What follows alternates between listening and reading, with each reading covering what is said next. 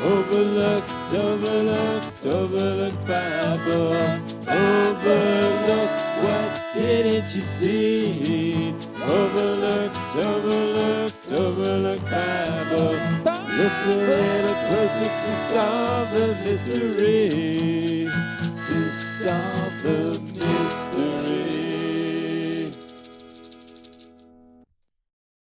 Towards the very end of the book of Leviticus, we're introduced to somebody who is known as the Blasphemer, a man who cursed God. We have two questions we'd like answered. Who was he, and what really happened to him? The key verses are in chapter 24. The son of an Israelite woman, whose father was an Egyptian man, went out into the children of Israel. The son of the Israelite woman and an Israelite man fought in the camp. The son of the Israelite woman blasphemed the name and cursed. They brought him to Moses. The name of his mother was Shlomit, the daughter of Divri of the tribe of Dan. And Moses spoke to the children of Israel, and they took the blasphemer outside of the camp and stoned him with a stone, and the children of Israel did as the Lord had commanded. What are our first impressions of this man? Well, he's the son of an Israelite woman and an Egyptian man. This is an illicit union, and he gets in a fight. Whose side is the reader on? The commentators want to know who this man is also. Why is his mother named? Well, the commentators say that Shlomit, the daughter of Divri, was the single and lone prostitute in the entire camp of Israel. And who is this Egyptian father? The commentators say he was the taskmaster who beat the Hebrew slaves who Moses then came and killed. So this is a half-breed. He fights an Israelite in the camp. And when he blasphemes God, does it even matter who he is anymore? Stone him. This is a bad guy. He sinned against God. He deserved to die. And he died. Seems uncomplicated.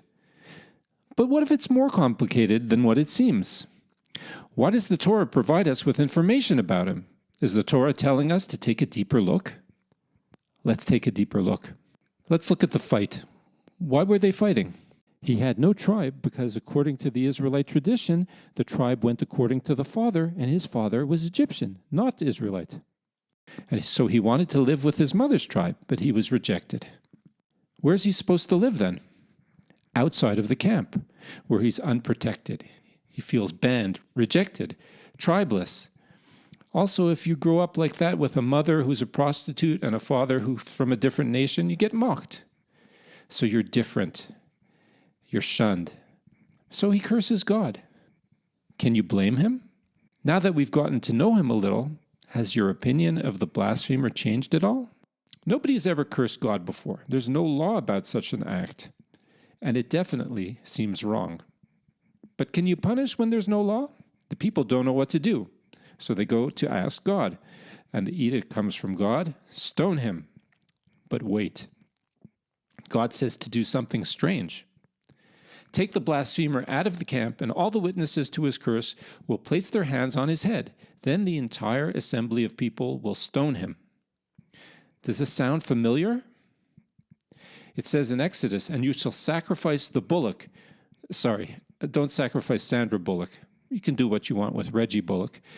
It says you shall sacrifice the bullock before the tent of meeting. Aaron and his sons, the Kohanim, the priests, will place their hands on top of the head of the bullock. Why did they have to do that? It's an act of compassion. Before killing the animal, you have to touch its head. You have to look it in the eye. You have to recognize that it's a living creature with its own merits. Then do what you have to do, but don't ever enjoy taking a life. It must have been tough to look the blasphemer in the eyes, touch his head, and then stone him to death. This raises two questions. Did he deserve to die? And what does the text really say about his fate? Perhaps we can answer the question if we look at the only other parallel case in the Bible, the case of the Sabbath stick gatherer. It says in the book of Numbers, the children of Israel were in the wilderness. They found a man gathering sticks on the Sabbath day. They put him in custody because it hadn't been declared what should be done with him. The entire congregation took him outside of the camp and stoned him with stones, and he died, as the Lord had commanded Moses. It sounds similar, but is it? In this case, work on Sabbath was already prohibited, being that the Ten Commandments had already been given. Although the punishment was still unknown, they didn't know what to do. Here also, we know nothing about the stick gatherer's identity. Also here, there was no laying of the hands on the accused. So they go to God, and God gives his verdict. Stone him. Okay. The stick gatherer violated the Sabbath.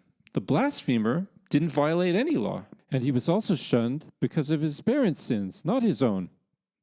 Are we feeling the same way about the blasphemer anymore?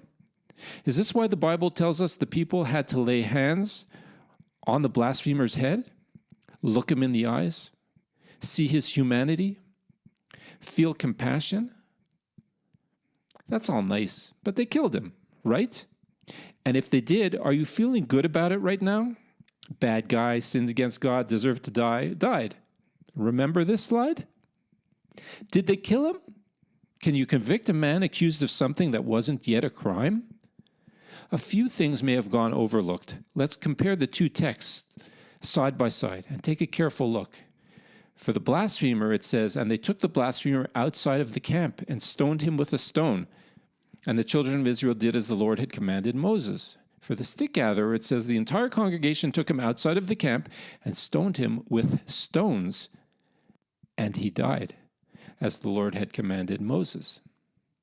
Are we saying what I think we're saying? There is a massive Torah lesson here. Have compassion for the unloved, for the unwanted, for the outcast, for the stranger. Are you not convinced yet? Well, in the middle of the blasphemer's story, there's a verse that seems out of place. Want to know what it says? I think you already know.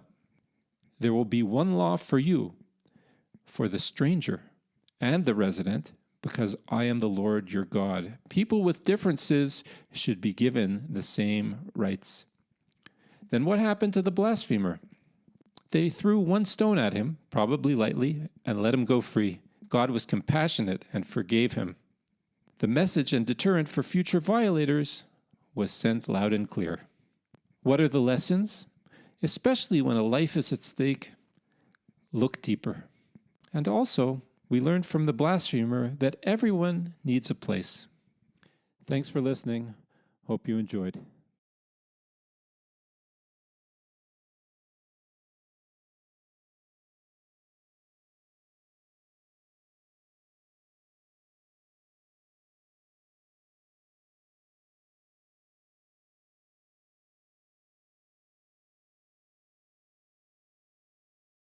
If you haven't already, please subscribe to the channel.